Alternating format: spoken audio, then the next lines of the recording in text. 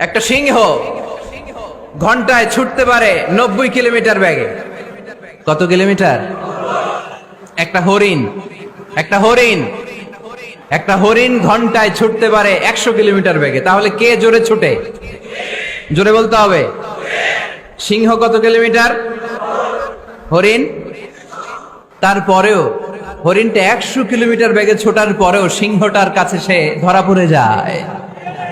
এর কারণ সিংহ যখন ধরার জন্য ছোটে সে শুধু সামনে তাকায়, সে পিছনে তাকায় না। আর হরিণ 100 কিলোমিটার বেগে ছোটার পরেও সে ধরা খেয়ে যাবার ভয়ে বারবার পিছনে তাকায়।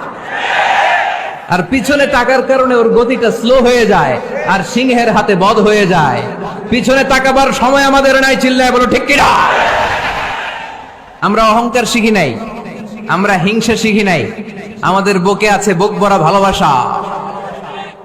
আমি বিএনপি বুঝি না, আওয়ামী লীগ বুঝি না, জাতীয় পার্টি বুঝি না, জামাত ইসলাম বুঝি না, তাবলীগ বুঝি না, পীরের মুরিদ বুঝি না। যারাই পড়েছে লা ইলাহা ইল্লাল্লাহ তার জন্য আমাদের হৃদয়ে জায়গা আছে না নাই? মুসলমান কেন, হিন্দুদের জন্য আমাদের বুকে জায়গা আছে না নাই?